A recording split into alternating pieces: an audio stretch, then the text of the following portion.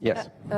What kind of a system, in your opinion, would replace the current banking system today? What kind of system will replace the current banking system? I have no idea. What I do know is that it's not Bitcoin that's going to necessarily cause the current banking system to need replacing. Part of this argument, from our perspective, we're like, Bitcoin is fighting against the banks.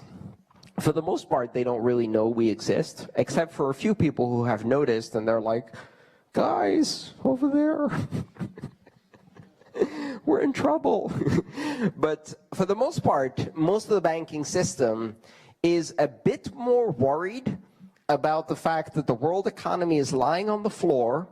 The heart rate is 0 and has been 0. They've now applied 101 electric shocks and it's still not moving. 24 central banks have the interest rates at 0 and they're like, well, we never went negative. How about -5? What happens then? Who knows? Let's try it. But people will take their money and they'll exchange it for cash and put it in their mattress. Oh, I don't know, let's ban cash. That sounds like a good idea. The world currency system is in the deepest crisis it's ever been for the last 2 centuries. And it's not about Bitcoin. It's about choice. So we don't know what's going to play out because we're following only one part of the equation. And the other part of the equation is completely outside of our control. What we do have a choice to do, however, is not yet this year, not yet next year, but maybe 10 years from now, when the central bank goes, hey, we've got 550% hyperinflation, but we're all going to stick together, right? Nobody leave. Everybody follow the sinking ship to the bottom. Maybe a third of the population is going to go, I don't think so. I'm going to be over here in the Bitcoin life raft. Well, you do whatever you're doing. In Venezuela, it's starting. They just arrested some Bitcoin people because Bitcoin is used by criminals. Has nothing to do with their hyperinflation of 550%, I'm sure. This is going to keep happening. One day, there will be enough people to say, no, I opt out. And then the world has changed. In fact, the world already changed. It's just a matter of that change propagating to enough people. We are going to see dramatic change over the next 30 years, and only a small part of it will be related to Bitcoin. A big part of it will be related to the fact that the fundamental Bretton Woods central banking free-floating currency system died at the turn of the century, and the repercussions of that are going to be enormous. So I don't know what banking will look in a century, but it will be different.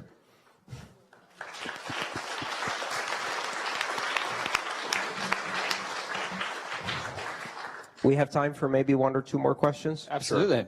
All the way in the back there, gentlemen. Who wants to go next? Right here. Okay. First the gentleman in the back there, and then we'll get to you. Sorry, there's people been asking before.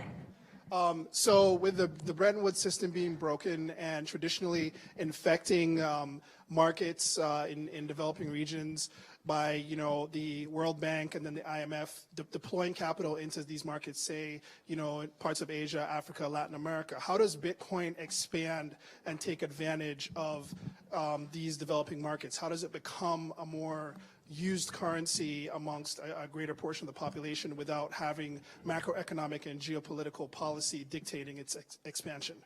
That's a great question. The simple answer is through the people in this room. And so the people who can code, Bitcoin's user interfaces suck.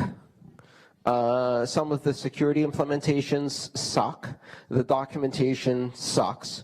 And no one can use this yet unless they spend hours and hours and hours trying to understand this weird thing.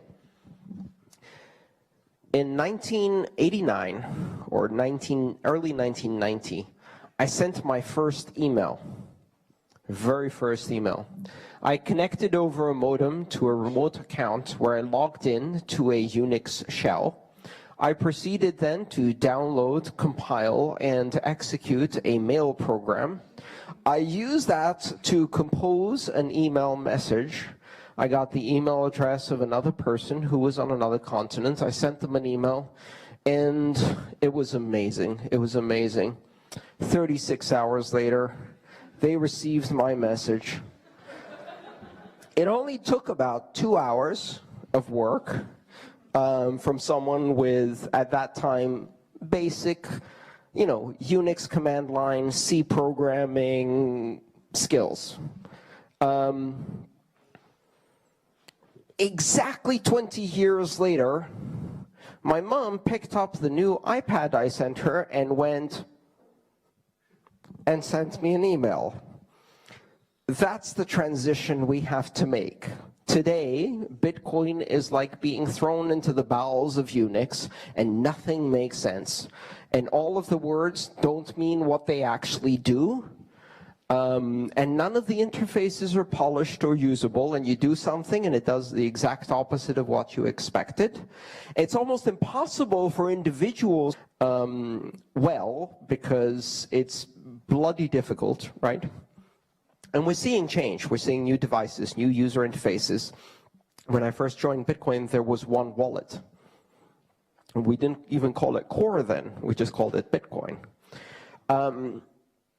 When we get to the point where my mom can use Bitcoin, we're beginning to win. And so that should be your goal if you're a developer, designer, a user interface designer, a documentation person. In the meantime, what we can do is we can help the people whose need is so high that they will take the tremendous leap of faith and the very difficult user experience leap to reach Bitcoin, because for them, it's the matter of life and death. It affects their ability to generate wealth for their children, which means every single taxi driver you meet, you ask them, how do you send money home and how much does it cost you? And then you teach them about Bitcoin. Every single immigrant you meet, you teach them about Bitcoin, you help them set up a wallet, and you give them some Bitcoin. Because once enough people learn about that, the places where it's the biggest effort to use money, Venezuela, for example, today, Argentina, Kazakhstan, the Ukraine, increasingly Greece and Cyprus, where people are under currency controls, where they're under hyperinflation, or places where to wire money from an immigrant worker to their family costs 15%, 20%, 25%. Think about the power of sending your family 20% more every week by finding this crazy technology no one's ever heard of. You help those people. Everyone in this room is an ambassador for Bitcoin, and the way you're an ambassador for Bitcoin is by confounding the very message of the media.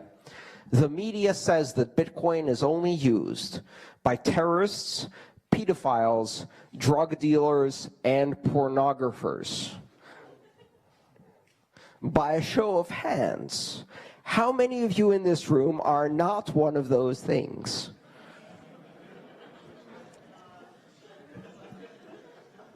When the media sells that message and the average person goes out and they meet someone and they are a Bitcoin-using dentist or a Bitcoin-using interior designer or a Bitcoin-using architect or a Bitcoin-using taxi driver, the person they meet goes, hang on a second, I thought y'all were terrorists. Right? And you break that opinion. Also, they then go, wasn't Bitcoin dead like 3 months ago? Wasn't the CEO arrested in Japan? I thought I read something about that. So confound expectations, be an ambassador, teach people how to use it, give them a small amount of Bitcoin. Don't explain, help them experience, and we move forward. All right, let's ask one more question here. Thanks.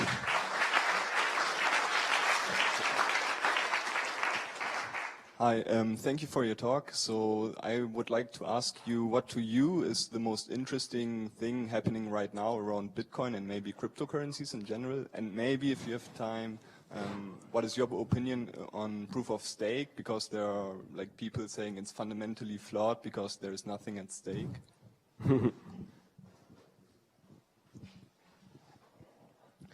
Well, I'm currently on a diet that reduces my preference for carbohydrates. You know, I'm trying to prevent diabetes at an age while I still can. So I am a very big believer in steak.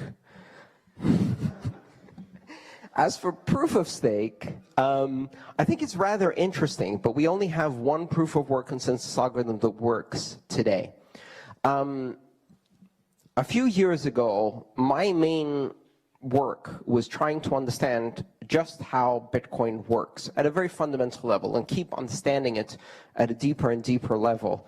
Now my main job is still understanding Bitcoin at a deeper level, but also reading about all of the other things that are happening. And just when I think I understand, something new comes out and I'm like blown away. 5 months ago, I did not know anything about segregated witness, and then Peter Wool pulled something out at a conference and blew my mind away, and now that's that. I started reading about Lightning Network 6 months ago.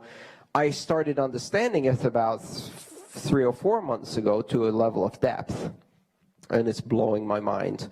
There are dozens and dozens of projects that I know of that excite me tremendously because I can see all of this raw creativity. And sometimes I think this is really, really funny because the banks are like, and the government's like, we're going to regulate Bitcoin. You have no idea what is going on in this space. You have this caricature version regulate. Meanwhile, Peter Wool and Greg Maxwell are building confidential transactions and segregated witness and payment channels and Lightning Network and God knows what else. And there's thousands of people building interesting things. So yeah, good luck with that. It's overwhelming how many interesting things are happening. Overwhelming. I started writing the second edition of my book, and I was like, I'll just make a list of the things that are new since I wrote it 2 years ago, or a year and a half ago, that I need to add to the book. That's a 4-page document because it won't fit, right? Working on the third edition list because it will already be almost obsolete, right? That's the nature of putting things on dead trees. I find a lot of the new features fascinating. One of the things, I'm going to blow your mind. By probably the end of 2016, Bitcoin will have a hybrid proof of work, proof of stake system. What? I didn't see that announcement. By the end of 2016, Bitcoin will have a hybrid proof of stake system. Why? Because Lightning Network is a proof of stake system. And people haven't yet realized that Lightning Network is a proof of stake system. In order to set up a functioning channel on Lightning Network, you have to commit money to a multi-sig address. And the more money you have committed to the multi-sig address, the more transaction rates it can handle, and the more fees it can generate locally. And the definition of I stake money and it generates a small amount of fees while I have that money staked is a proof of stake system. Only it's a completely trustless proof of stake system based on Bitcoin transactions running on top and guaranteed by Bitcoin's proof of work. And I only realized this about 6 months ago, that that's what Lightning was. And I then had to go to one of the developers who's writing it and go, just to make sure, am I getting this right? Is this really a proof of stake system? I'm like, yeah, you could call it that. I'm going to go call it that in Berlin.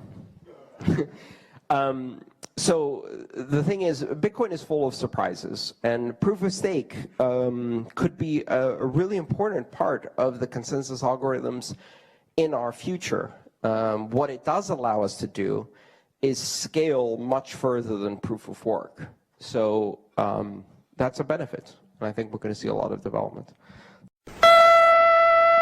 This is a test. This is only a test.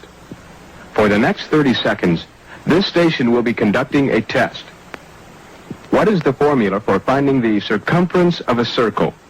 Who is our 27th president? Correct this sentence. I aren't likely to buy a hose. This has been a test. Thank you. This is a test.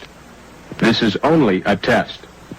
For the next 30 seconds, this station will be conducting a test. What is the formula for finding the circumference of a circle? Who is our 27th president? Correct this sentence. I aren't likely to buy a hose. This has been a test. Thank you. This is a test. This is only a test. For the next 30 seconds, this station will be conducting a test.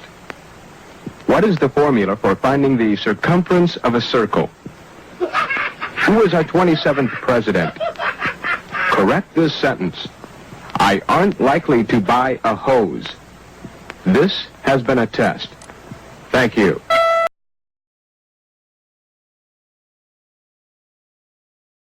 I am terrified of some of the laws that are being set in code by some of the social media services. I won't mention any. I'm not a member. Because what they do is they are beginning to shape social interaction in a way that is completely out of control. And so code has an ethical responsibility because in the end code is speech. And it is one of the most political forms of speech because it is hugely inspiring and empowering. And choose what you say in code, because one day your code may be running on millions of systems and be used by billions of people.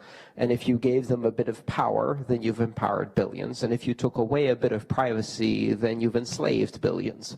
And there are very few domains in our world where an individual can have that kind of power. So yes, I believe the ethical responsibilities you have as a coder are very high.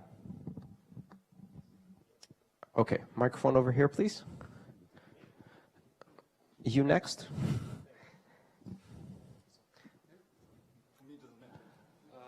Okay. Thanks a lot, Andreas. That was a great speech. What's your opinion why Mr. Nakamoto haven't explained why what Bitcoin is for exactly, and why do you think he decided not to reveal his identity?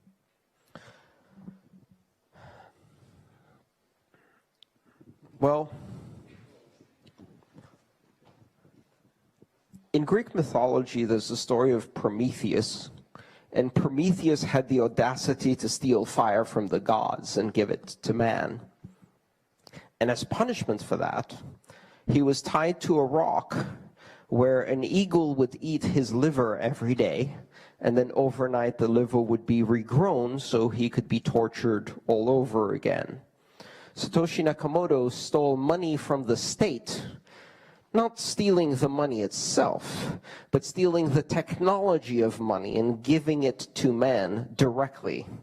And if we ever find out who Satoshi Nakamoto is, the most likely result will be that someone will either metaphorically or quite literally tie him to a rock for an eagle to eat his liver out, or her liver, or their liver. The day after Nakamoto is found, we will discover from the media that this person is a criminal, a terrorist, a Muslim, a lesbian, a vegan, an anarchist, a punk rocker, and biologically related to Justin Bieber. I just enumerated, 10 of the most horrifying things I can think of, because that's what the media is going to do, right? Probably at the behest of governments. We got to realize that Satoshi Nakamoto disappeared just in time.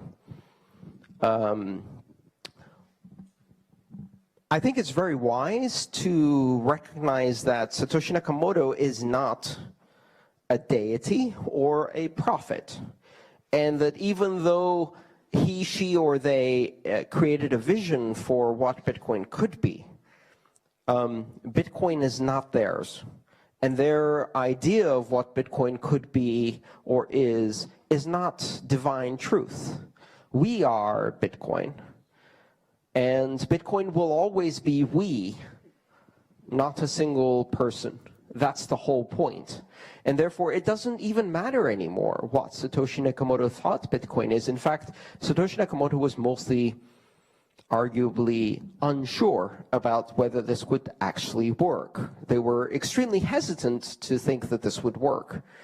So the bottom line is that Satoshi Nakamoto can't tell us what Bitcoin is, because neither he, she, they, nor we yet know what Bitcoin will be. We are making history. We have to take responsibility for the fact that we are part of making history. And part of making history means that you have no idea what comes next, because it's never come before. And so you have to make your choices carefully and with a long view into the future. So the stewardship of Bitcoin has passed to all of us. What do you think Bitcoin is? I would say I completely agree that it is the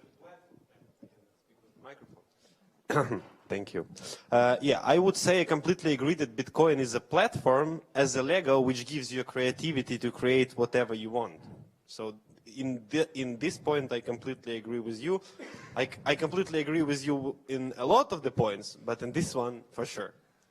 So yeah, it actually gives you the ability to build anything, starting from the currency, from the payment system, and ending with the projects which are now built with Ethereum. When you use the blockchain to create the tokens for the trees in the Canada, and then when somebody is making a guitar from the trees, you can follow the history of guitar in the blockchain. So why not? Yeah, that is also the great way to decrease the level of illegal foresting. Yes, exactly. So here's the other thing. Here's the other thing that's really important to understand. Bitcoin doesn't have to be one thing. That's the whole point of a platform. It can be that to you, and it can be something completely different to me, and it could be a different thing for every one of you. In a system where you don't require permission to innovate, to be creative, where in order to launch an application on the network, all you need is to create a new application and then find someone else who wants to interact with you using that application, the user base of a legitimate application is 2. Okay? For some applications, 1. You don't need to focus group it or test it. Write a protocol definition, launch it on the network. It's like, how many people do you need to run an application on the network? 2 at most. And that's enough for that application to be meaningful to you. So Bitcoin is, but Bitcoin is also whatever you want it to be.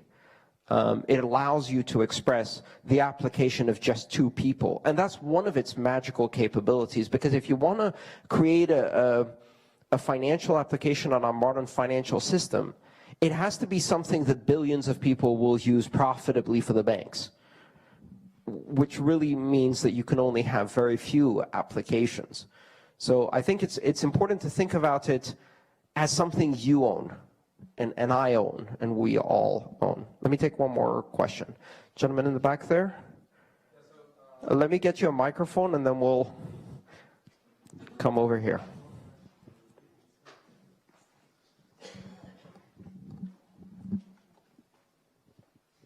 Thank you. It's a short question. What is your opinion on the block size debate? Short question indeed. You know, surprisingly enough, I've never been asked that this evening. I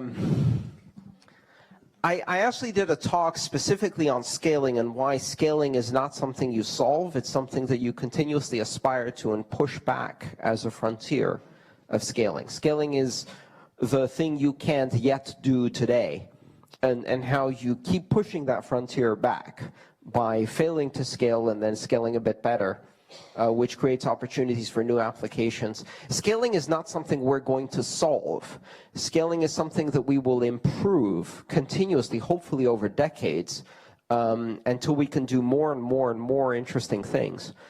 But the thing about the debate today is that there's a lot of noise and a lot of drama. And part of that is because we're used to financial systems in which there is zero noise or drama, right? So the way traditional financial systems work is that a committee of 12 white men get together, they smoke a couple of cigars, and they say, well, how can we best help our shareholders? Like, I don't know, should we drop interest again? Well, we've already dropped them 100 times and the economy's still dead. Yeah, but I think 101 times might do the trick. Okay, let's drop them again. See what happens. I mean, I'm going to be in the Bahamas next week. It's okay, I don't give a shit. I was like, okay, John, are you going to do the announcement? Sure, I'll go do the announcement. After zero deliberation and with absolutely no disagreement, we are now dropping interest rates. That's great. It's like, oh, at least they're not fighting, because that would be bad. Democracy is loud and noisy and dirty and weird. If someone in Bitcoin could say, it's been a year, you've had your thing, you talked about the block size limit, but it's now time to make a decision, so here's what we're going to do. And that's the one thing you can't do in Bitcoin, because there is no one in control. So the fact that we can't simply dictate our decision to everybody else, the fact that consensus is a everyone together or not at all proposition, is not a bug, it's a feature. It's probably the most important feature in Bitcoin. Ironically, people don't realize that now that we've reached a point where the distance in opinion is very, very small. So a year ago, we were like, 20 megabyte block size limit with exponential increase until forever, and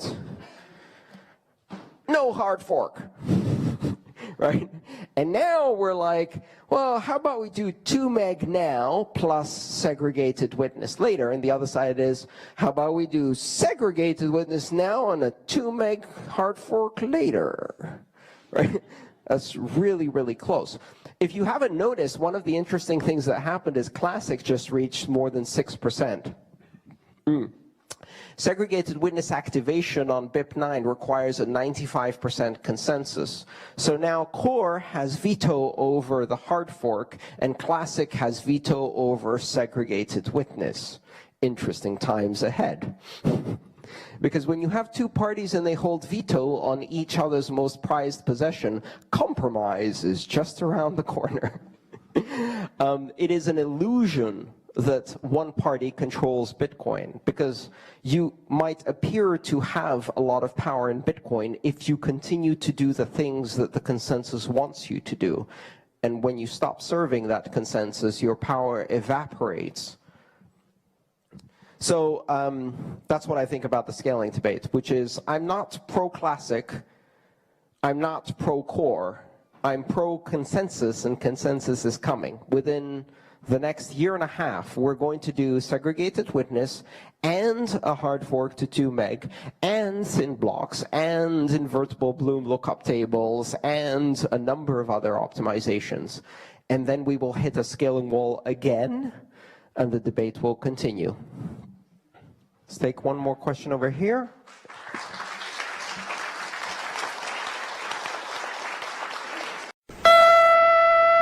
This is a test. This is only a test. For the next 30 seconds, this station will be conducting a test. What is the formula for finding the circumference of a circle? Who is our 27th president? Correct this sentence. I aren't likely to buy a hose. This has been a test. Thank you. This is a test.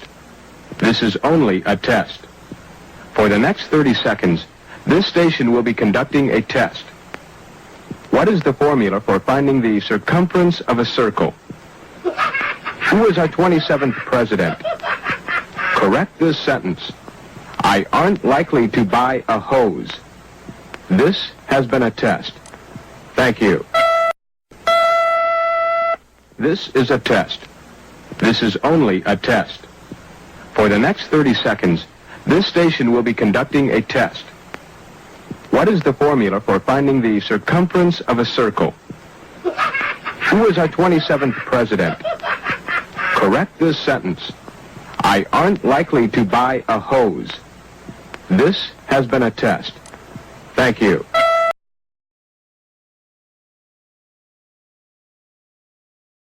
We could deal with the 4 billion people who have no access to banking or clean water. We could deal with the fact that our world is a fragmented mess where the vast majority of humanity has no access to financial services, or we could reduce the shopper's effort and make a swipe card into a float card.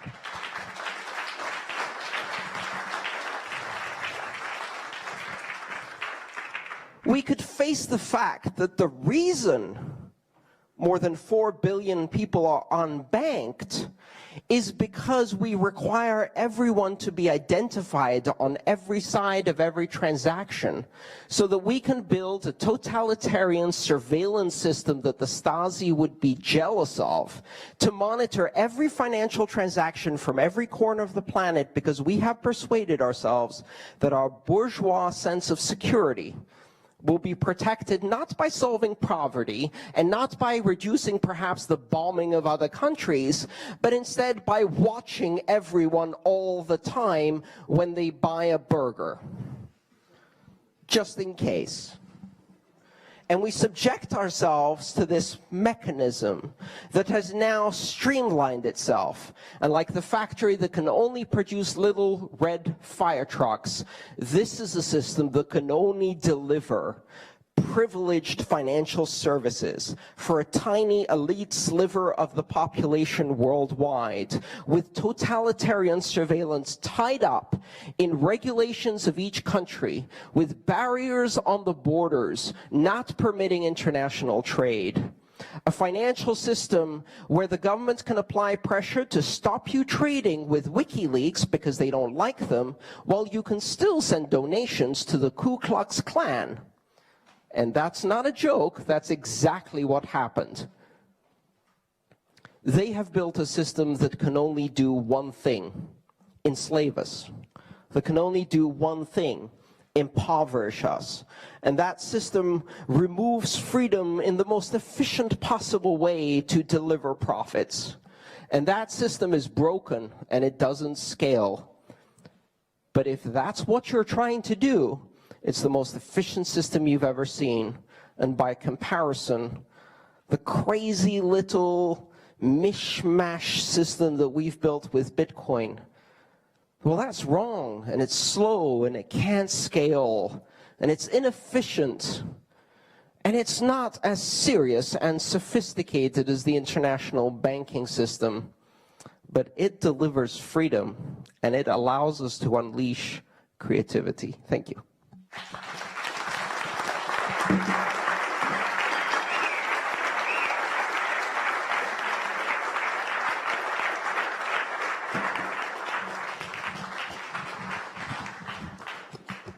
So before we go into questions, could we go through the RSVP list and see who RSVP'd first and give them a copy of the book?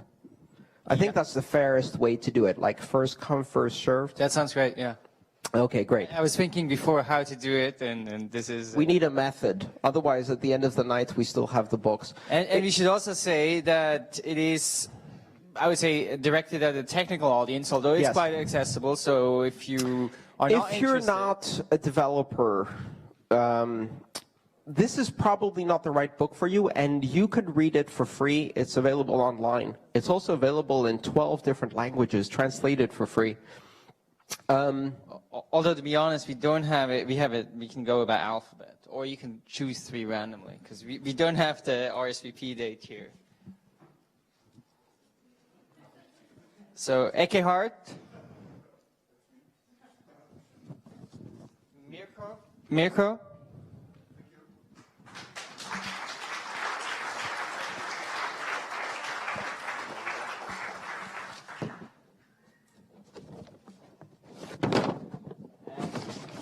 and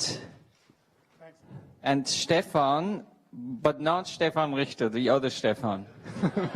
There's two, and one of them was private enough not to give his last name, so there you go. If you happen to have a copy of the book, I would be delighted to sign it. So after we do the Q&A, I'm going to finish my beer. We can do a book signing, and I'd be delighted to hang out. If you want to take a photo or talk to me or whatever, I'll hang out with everybody. But first, how about we do some questions? Yeah. Absolutely, we can do as many questions as you are up for. And Okay. I'm sure there's going to be lots of questions. Great, sir. Just so because For we're the video, recording, let's get a use the mic. microphone to everyone. Oh, okay, yeah.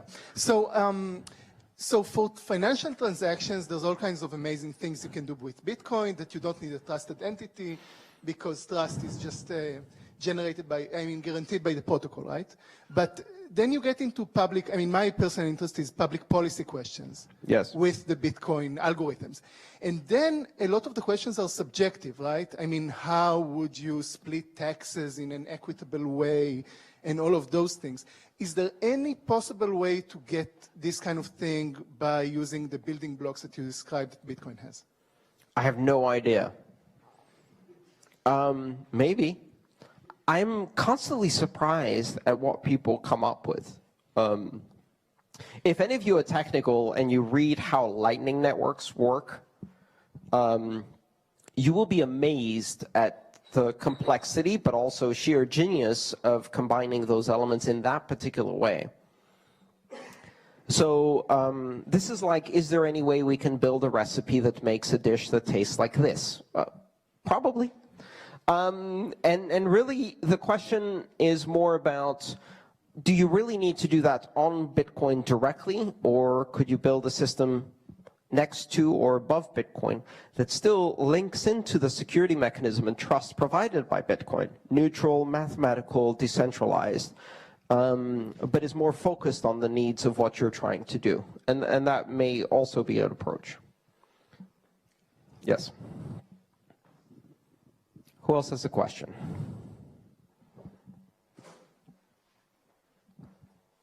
Yeah, maybe this fits really good, this question after. I'm Fabian, I'm the lead dev developer for the Ethereum project. I built the Mist browser. For which project? The Ethereum project. I've heard of it. Yes, I guess so. Yeah, when you're describing these building blocks, which is it's a really nice way of describing it because it actually internally works different than it does from the outside, like you say. I would like to hear your opinion about Ethereum in general, because the Bitcoin building blocks, it's rather like you have Lego with 3 pieces only, while having a smart contract language where you can build whatever you want, you basically have an unlimited amount of building blocks. Yes. And therefore, like doing things like, for example, what the previous questioner said or asked was exactly, is rather simple to do, because you can build whatever you want. You can build whatever distribution system in a smart contract you want. Yeah. So I would like to hear your opinion about Ethereum, smart contracts in general, and like the future where the blockchain is moving, right? I'm a fan of Ethereum. I was involved in Ethereum from before Ethereum launched because Vitalik was kind enough to share the white paper with me for comment before he published it. And I've been involved and fascinated from the very first day. And when he sent me the paper, I called him up to ask him and to talk to him about all the ways I thought this wouldn't work. Skepticism is healthy, and he persuaded me that, in fact, he had really good answers to those things. You know, there's a balance to be struck between having pieces in your Lego set that do more interesting things. And there are some things you really can't do with a square piece that has 4 bumps on it. You just can't. You can't make a wheel out of it. You can't make a head of a little person out of it. You can't make a window out of it, a transparent thing out of it, which is why in Lego you have those things specifically designed as the exception. But if you've ever gone to one of these exhibitions, you've probably seen them make entire buildings, the Death Star, the Star Trek Enterprise, the Empire State Building out of just simply different colored 4 square blocks. Because at enough resolution, you can do some quite amazing things, even just with little square blocks. There's a place for both, and I think those two technologies work really well together. Bitcoin, because it's more limited, on purpose, quite honestly, is designed to deliver a very solid, very wide foundation that has very, very robust security.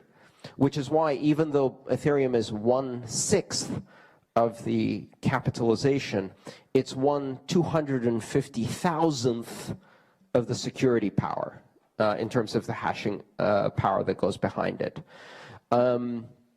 For some things, you need a very solid, wide foundation, and for some things, you need a spike, right? You need something that is very focused. And the two work very good together. In fact, I think Ethereum can use some of the underlying security in Bitcoin to become even more robust itself.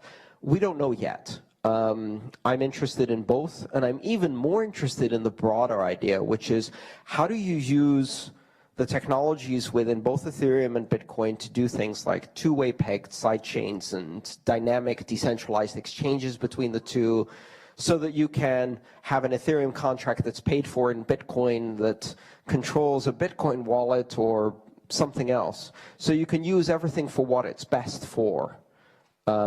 And they can work synergistically. The best part about Ethereum for me was that 2 years ago when we had a crisis in Bitcoin, people were like, Mt. Gox exploded, oh my God, we're going to lose all our money. So they sold Bitcoin and went into fiat. And this year they're like, oh, Mike Kern blew everything up. Bitcoin's dead again for the 112th time. And this time they didn't go into fiat. A good third of them went into Ethereum. It was like, whoa. That's like not getting off the bus, but changing to another bus. And the end result was when the prices of both went up, more people from the outside joined both Bitcoin and Ethereum, and the whole space got bigger. Cryptocurrencies work really well together. The barriers for liquidity are very low. They make great synergistic partners. So I'm very excited about the development of other cryptocurrencies that are now robust enough to stand on their own and to provide partnership with Bitcoin and promote the entire space. They're not competitive. They are addressing different needs, which is why I think Ethereum is so successful, is because it is sufficiently differentiated from Bitcoin to be focused on a different need. I'm invested a bit in Ethereum. So I bought like a small amount of Ether, but that's just a necessary disclosure. Yeah. Let's take another question here. Okay. So let's see. We have about time for 4 more questions before the answers no longer make sense. Go. Hey, Andres. One of the themes in your talks that strike me the most is that you point out the ethical dimension of software engineering. The ethical dimension of software engineering. That there is an ethical dimension to software engineering. That there is an ethical dimension to software engineering. Yes, absolutely. Could you expand a bit on that, and could you give us maybe some examples of ethical Bitcoin software engineering and unethical software engineering, according to you? If there is such a thing. One of the great influences I had is a book by Lawrence Lessig written in 1991 called Code and Other Laws of Cyberspace. And in it, Lawrence Lessig said that when you build environments in virtual space that transcend borders, the code that is written to control those spaces, to decide who sees what, who has what access, who sees which part of your feed, how widely the information is disseminated, become laws of the jurisdiction of cyberspace. They affect the social interaction between people. And so, as a coder, what you're doing is you're setting down standards for societal interaction.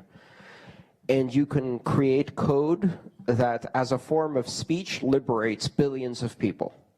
And you can create codes that creates a totalitarian, dystopian, fascist nightmare. If you write code that supports surveillance and gross violation of the rights of others, you are working for the wrong team, right? Because you have it within your capability to write code for good. And there's so many ways to do that today. It's no longer difficult. You can write code in the public domain and open source openly and in collaborative fashion with thousands of other people around the world. This is a test. This is only a test. For the next 30 seconds, this station will be conducting a test. What is the formula for finding the circumference of a circle? Who is our 27th president? Correct this sentence. I aren't likely to buy a hose. This has been a test. Thank you. This is a test. This is only a test. For the next 30 seconds, this station will be conducting a test. What is the formula for finding the circumference of a circle? Who is our 27th president? Correct this sentence. I aren't likely to buy a hose. This has been a test. Thank you. This is a test. This is only a test. For the next 30 seconds, this station will be conducting a test. What is the formula for finding the circumference of a circle? Who is our 27th president? Correct this sentence. I aren't likely to buy a hose. This has been a test. Thank you.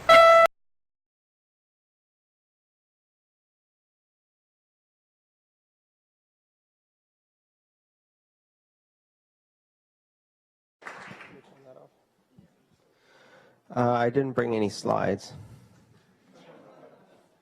But it's important to have visual aids, right? So I brought some beer. It aids me, so. Thank you. It's really amazing to be in Berlin, and thank you so much for coming. This is a packed space. It's very exciting. I apologize. I took a year of German in college. I got a C, and I can barely order in a restaurant, let alone deliver a Bitcoin presentation in German, so here we are.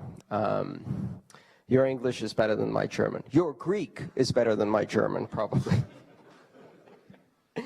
So how many people in this room have Bitcoin?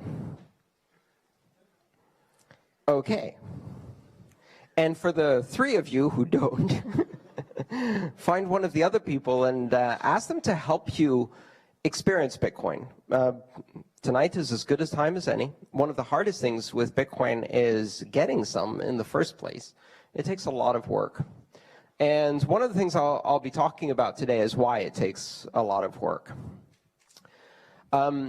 If you don't have Bitcoin, ask someone to help you set up a wallet on your phone. Find anyone to give you some Bitcoin. I'll give you some Bitcoin.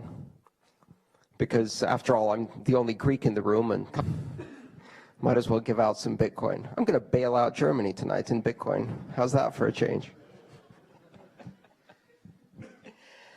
The title of this talk is My Thoughts on the Future of Money, which is the exact same title as the other 7 cities I'm doing on this tour, which is shortcut for I won't decide what the talk will be about until the day of the talk. So it's the chemistry of money, and specifically the chemistry of Bitcoin. I want to talk about one of the aspects of Bitcoin that makes it so exciting and so interesting that yet most of us don't even notice is there until we study Bitcoin for 1 or 2 years. Bitcoin is a bit like an onion. You have to unwrap it, and as you unwrap it, you just find one more layer. I started 5 years ago. I'm still unwrapping Bitcoin. So one of the things that surprised me about Bitcoin is that when I first encountered it, it looked like a relatively familiar banking system. I went to, well-known sites like Blockchain Info, and I could see transactions, and I clicked on the transaction. It said sender and receiver and account, and I was like, okay, this is pretty familiar banking, great. And then I thought, let me look at the source code and see how this works. So I'm a programmer, I'm a computer scientist. I figure I'll read the source code and I'll try to understand how the system does these things. And I went through the source code, and if you search for sender and receiver and balance and account, you won't find anything, because none of those things actually exist in Bitcoin. And that really surprised me, because when I looked at the source codes, none of the things that I expected to find there were actually there. You'd expect that a banking system, as it appeared to be, has been designed to do certain things in a very specific way. And Bitcoin isn't like that. It's not like that at all. How many of you have looked into the source code at all, or understand the technical underpinnings? Right, a few people in this room. So you go digging in there, and there's no balance, and there's UTXO, and there's no senders. There's in which don't really correspond to receivers. And you realize that suddenly what you're looking at is almost this quantum or atomic nature of Bitcoin. And in chemistry, we have elements like copper and steel and iron. Well, steel isn't an element, it's an alloy, but copper and iron and helium and whatever. And chemistry gives you this enormous complexity of things that you can combine to make interesting things like, people and toasters. But when you dig into the chemistry, you realize copper isn't a thing. Copper is a pattern of protons and neutrons and electrons. There is no copper. Copper is just protons, and one proton is just the same as another proton, and if you break it up, that proton can just as happily be part of helium. It doesn't care. There's nothing about that specific proton that makes it part of copper, right? Chemistry is one layer, but underneath that is atomic physics, and that layer is very simple. It's very simple. It has a handful of elements, and this handful of, just a few elements make up all of the chemistry we know, 100-some elements in nature that all have unique and different properties that are completely different. Some of them are liquids, some of them are metals, some of them are gases. They behave differently. Some are acidic, some are not. But none of that is in their basic makeup. These are just patterns. Bitcoin has this fundamental atomic structure, this elemental structure. And the elements of Bitcoin are the components of a transaction and the elements of the scripting language. And those elements have nothing to do with traditional banking. You don't see anything about accounts and balances and senders and receivers. Those elements are looking for fundamental mathematical properties and cryptographic properties, whether a hash is equal to another hash, whether an elliptic curve signature matches another elliptic curve signature, manipulations of numbers, et cetera, et cetera. And what you see on the surface, the transactions, are just constructs. They're a specific way of mashing up these elements to create something that kind of looks like a bank. Which is great, because if you're new to Bitcoin and someone tells you, well, there's an account and a sender and a receiver, you're like, oh, okay, I understand this. and you have a wallet, but your wallet doesn't have coins, it has keys, and those keys can be copied, and now you're like, whoa, your wallet can be copied? Now you're losing me, this doesn't quite match my experience. And things get complicated because Bitcoin isn't what you think it is. It's a platform. It's not a payment network, it's not a currency, it's not a banking system. It's a platform that guarantees certain trust functions.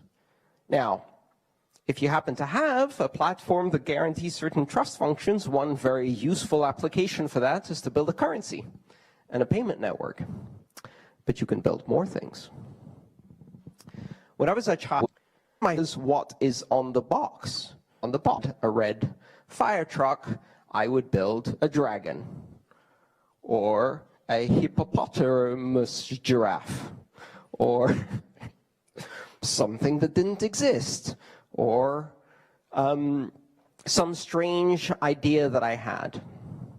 And so that's what I liked about it. I could take these basic building blocks and I could build whatever I want. Now, what this does is it changes the perspective of how you look at things, because from an abstract perspective, it look like a fire truck or a spaceship. And if someone had given me a toy that was a fire truck, like a plastic-injected, smooth-edged, completed red fire truck, it would be the perfect fire truck. But it could only ever be a fire truck. And 20 minutes after I started playing with it, I'm bored. Because my perfect, rounded fire truck that is only a fire truck is a perfect fire truck, but can never be a hippopotamus giraffe, or a tomato, or a spaceship. But Lego allows me to do that. As I grew older, I started getting into cooking as a hobby. And what I loved about cooking is that it is the perfect combination of art and science. Because if you fundamentally understand how the ingredients work and how they behave, and how their chemistry changes when they're combined, or when you add a catalyst like salt, or when you apply heat to them, then you can create. You can create anything imaginable.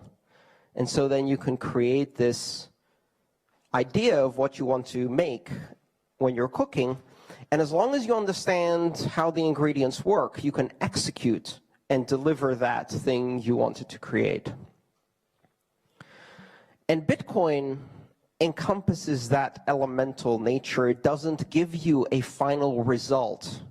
It gives you a set of ingredients and a recipe. It gives you a set of Lego blocks and a photo on the box that looks like a red fire truck.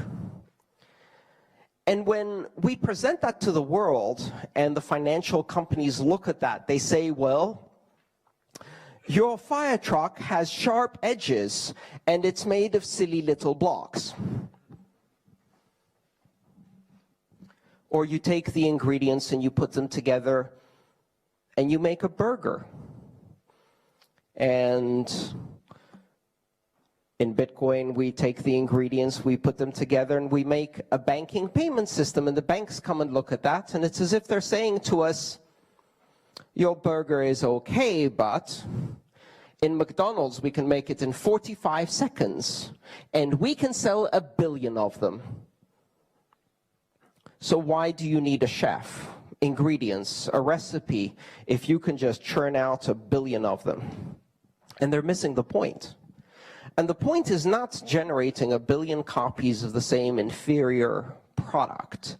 The point is not getting the plastic, injection molded plastic red truck that I'm going to be bored of in 5 seconds. The point is unleashing my creativity by giving me the tools and the elements I need to build something unique, to build something new. And I can guarantee you, my little red fire truck or the burger I just built, I didn't build a burger as fast as McDonald's or as cheap as McDonald's. And my little red fire truck isn't as smooth as the Chinese copy. But I can also make albondigas with red tomato sauce, and I can also make a hippopotamus giraffe. And you can't do that with a prefabricated toy, and you can't do that in your McDonald's kitchen. I've unleashed my creativity. With Bitcoin, if you look just at some of the elements, you're beginning to see people realize that this is a set of ingredients, and you have one recipe, but you can make a different recipe. And so people are now trying to recombine these ingredients, and they say, well, if I have atomic transactions and input versus output sums and digital signatures, I can build a project that does Kickstarter projects, where you have a single transaction that can be funded by multiple people, but only if all of the amount is funded is it a valid transaction, right? That's the same elements I used to make a payment to you for $1 over Bitcoin, but you can recombine them differently, and now you've got a crowdfunding platform. And then somebody else says, well, if we use 2 of 2 signatures multi-signature with transaction time locks, we can do a payment channel that charges for video streaming by the second. And that's a new recipe that no one had come up with before. And we can take that, and then we introduce this new thing, which is hash lock time contracts, and we can make multiple payment channels connected together, and then we've got Lightning Network. And that's a new recipe that no one has ever seen before. And so while the banks are saying, your truck has sharp corners and your burger is too expensive and took more than 45 seconds, and what they're saying is, your transaction fees are too high and you're too slow and you can't possibly scale, they're missing the point. And the point is that we're not trying to sell 1 billion burgers in 45 seconds each. We're trying to unleash the creativity of an entire generation. We're building a system on top of which 1,000 applications that require trust can be built. And when you have the ingredients, when you have these basic elements, what recipe you build is entirely up to you. Because when they build the little red fire truck, they create an entire factory that can only do little red fire trucks. And I'm sure they will tell you, listen, our statistics say that 95% of children want a little red fire truck.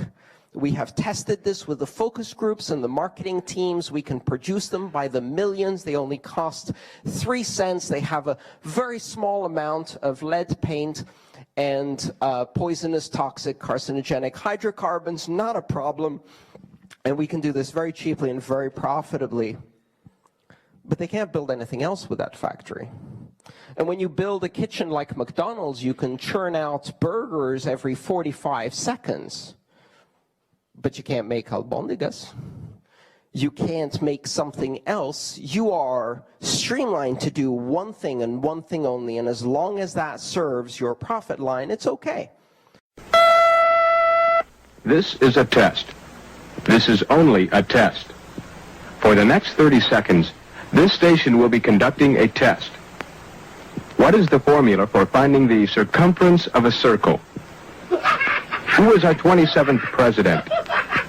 Correct this sentence. I aren't likely to buy a hose. This has been a test. Thank you. This is a test.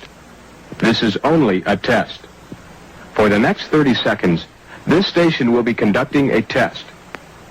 What is the formula for finding the circumference of a circle?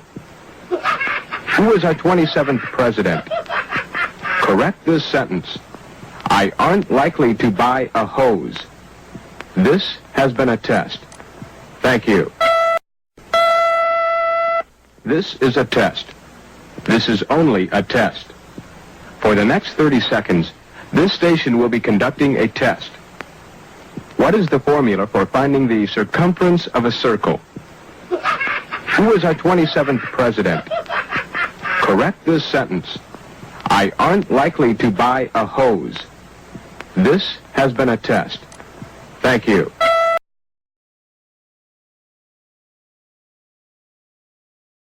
Let me take last question. Who's got a really good one? Oh, come on, don't be shy. Who has a mediocre question? All right, in that case, I'll wrap it up. Thank you all. What about a bad question? All right, well, one bad one, microphone coming to you.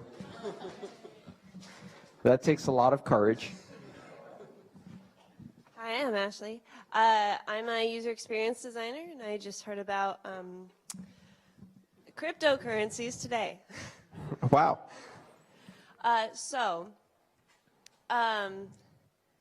was just trying to decide whether this is worth looking into. And it seems like there's a real question of ethics going on, and I know you kind of spoke to the media and stuff. But I was in a very real job interview today, where for-profit company, and I want to know what the role of user interface designers and proselytizers and stuff is for, I don't know, this kind of platform. Where is there room to be, I don't know. See, I told you it was a bad question. No, it's not at all. What I'm actually. trying to figure out is what's important about it and where to find a spot inside it. You know? I did a presentation which you can Google at the IDEO Lab in San Francisco. It was actually, the IDEO Lab is the company from San Francisco. I did this at Harvard University as part of a workshop between IDEO and Harvard.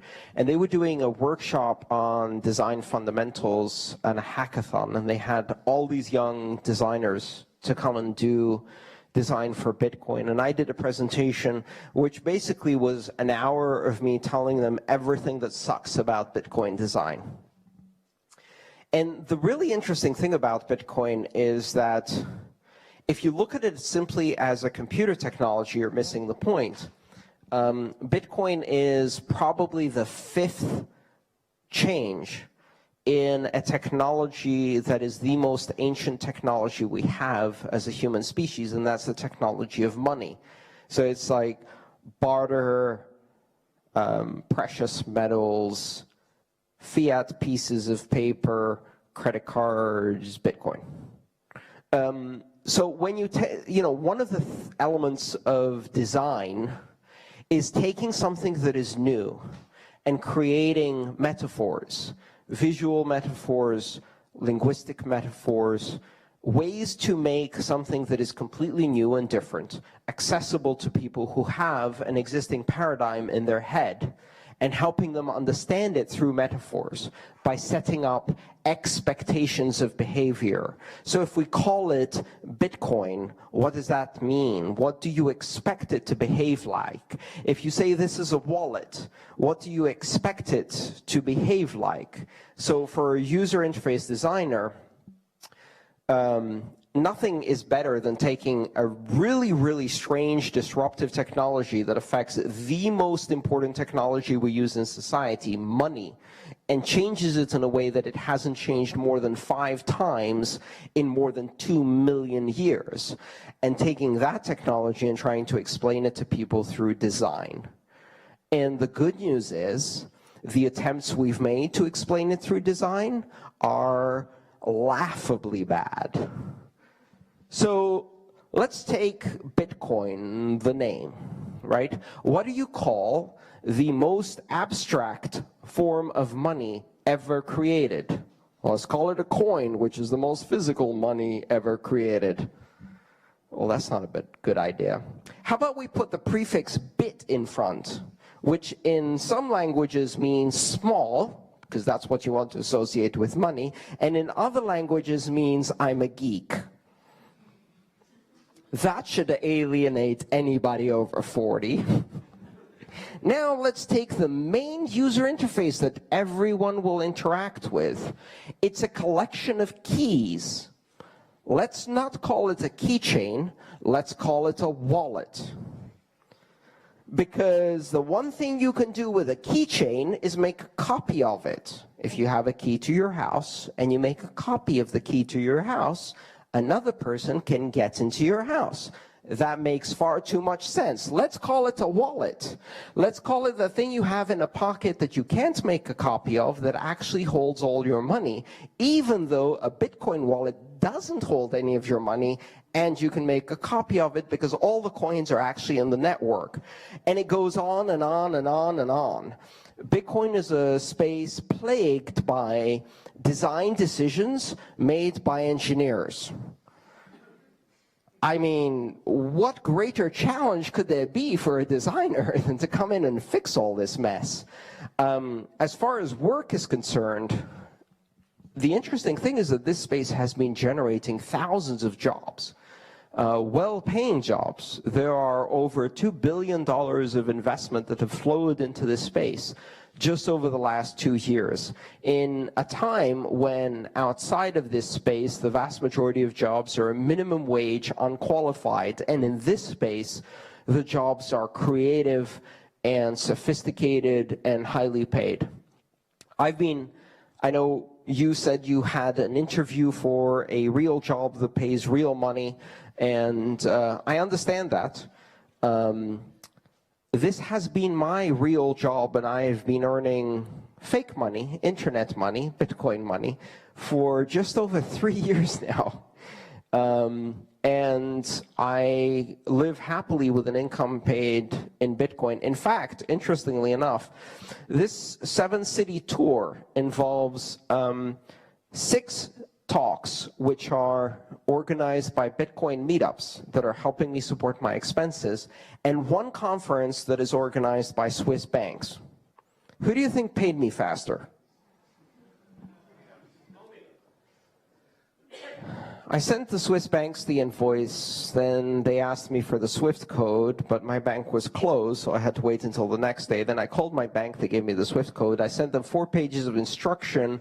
They made the payment, nothing happened for 2 weeks. Then I followed up with my bank, and they told me that they can't find the payments, so they asked me to follow up with their bank. But my bank was open, but their bank was closed, so then they followed up with their bank the next day, and they couldn't find the payment, so they asked me to follow up with my bank, but my bank was closed. So the next day, I called my bank again to ask where the wire transfer is, and you say, no, you see, what happened is this is a US dollar account, and they sent Swiss francs. Like, so you converted them. No, we can't convert them. If the wire is in Swiss francs and the destination account is US dollars, it can't go in.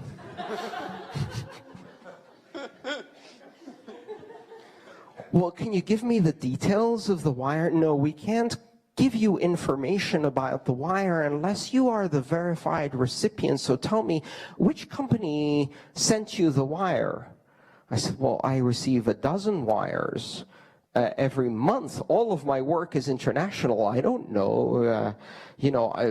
Maybe this was the German wire? No, it wasn't the German wire. Was it the Swiss wire? No, it wasn't the Swiss wire. Was it the English wire? Oh, you're getting warm. It's like, this is some kind of bizarre, sadistic 20 questions game with my banker in order to receive my money. Long story short, the wire didn't come through. It was bounced back. And bounced back means they didn't get it either. So I called them back and I say, the wire was rejected. They said, well, we didn't get it. I said, well, call your bank, because our bank is closed today. So they called the bank the next day. And then they found out that the bank wire has been lost. Of course, these are the kinds of things that happen when you try to do banking with Botswana. Oh, wait, no, it was Switzerland. It was Switzerland. It's the center of banking of the world, and they can't do a wire transfer. So they're still looking for the wire. It's been more than 7 weeks. They haven't received the money back. I told them about a very important American expression, which is NMP, not my problem, and said, you have to pay me anyway. Like, you lost your money, sorry, you use the banking system. I use Bitcoin. That's why I told you to pay me in Bitcoin. So then they sent me another wire, which took only 4 days to arrive. And this happens to me with half my payments. So now my contract says, if you want to pay me in Bitcoin, this is the price. If you want to pay me in anything else, it's plus 20%. Because that's the fee. And I know I'm not answering your question anymore, but I'll get back to it. That's the fee that is required for me to have to talk to a banker for an hour a week. Contrast this to this experience. On Saturday afternoon, I sit down, I'm like, okay, 6 Bitcoin meetups have agreed to help me with expenses. I've shared out the costs with all of them. I'm going to send out 6 invoices to 6 Bitcoin meetups in 6 different countries, which use 3 different currencies. And I send out the emails, and I go make a sandwich, and I come back 15 minutes later, and it says, paid, paid, paid, paid, paid, paid. And the thing is, it was Saturday afternoon in the United States, and it was Saturday night in Europe. And I had just been paid Saturday night from 6 different countries and 6 different companies in 15 minutes. And 10 minutes later, that money was in my account irreversibly. So to go back to your question, one of the advantages of working in this space is that when you get paid, you get paid. And you get paid no matter where you're working in the world. And there's no such take it back out of your account. That can't happen anymore.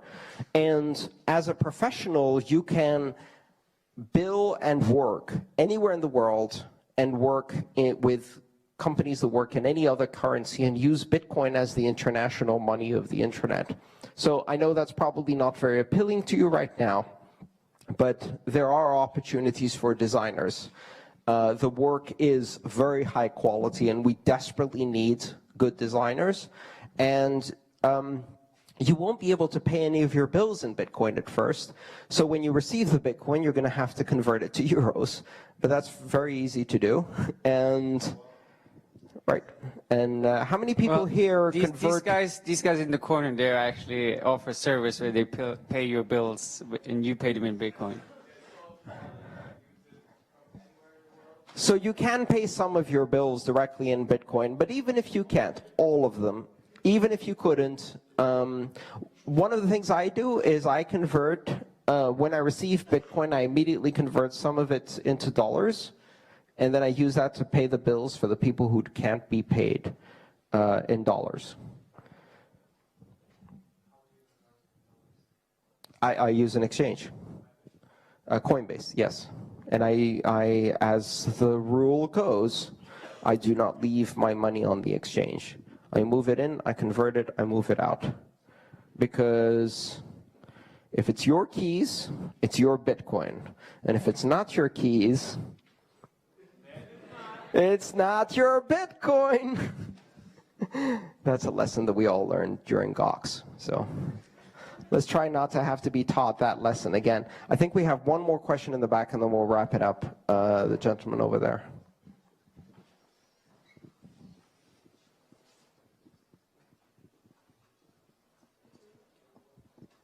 Hi. Hey. What do you think of a world where banks become technology companies and not banks anymore, and then we give them smart contracts or blockchains as a tool with which we wanted to avoid this control? Like, it would be... I think we will see, first of all, banks are technology companies today. And part of the banks is 1970s technology. That's the part that touches the most government.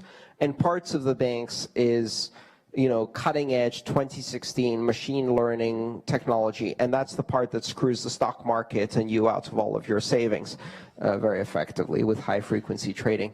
But banks are technology companies. Banks are not financial companies. They are fundamentally software engineering companies and have been for more than 2 decades now. They will adapt. The vast majority of banks will adapt when they are pressured to, when they need to adapt. to a world in which digital currencies are part of the things that their customers need and use. And when that's the case, they will adapt, and some of them will thrive in this new world of transparent digital currency and decentralized ledgers and transferable assets and tokens and all of that. If you talk to some of you've got to realize, banks are not bankers. Bankers, for the most part, are not evil people. They have some sociopaths at the CEO level, but most of them are nice people trying to pay their mortgage and raise their family. And some of them are really cool geeks who are doing things with quantitative trading and algorithmic trading. And when they look at Bitcoin, they go, oh, wow, I would love to play in that with a lot of money. So they will adapt. I remember a time when phone companies still used the telegraph part in their name, and they still were very proud of the telephone part in their name. Today, all phone companies are internet service providers first, and voice is one of the applications they carry. And they were the biggest, if you like, opponents to the internet. And now they are the internet. So don't be surprised if 2 decades from now, a big chunk of the infrastructure of decentralized currencies and a big chunk of the liquidity of decentralized currencies is offered by transformed banks that have learned this lesson. But keep in mind that in that process, some of them will go out of business very, very quickly. Yeah. All right. Enough questions. All right. Thank you so much for coming today. Thank you.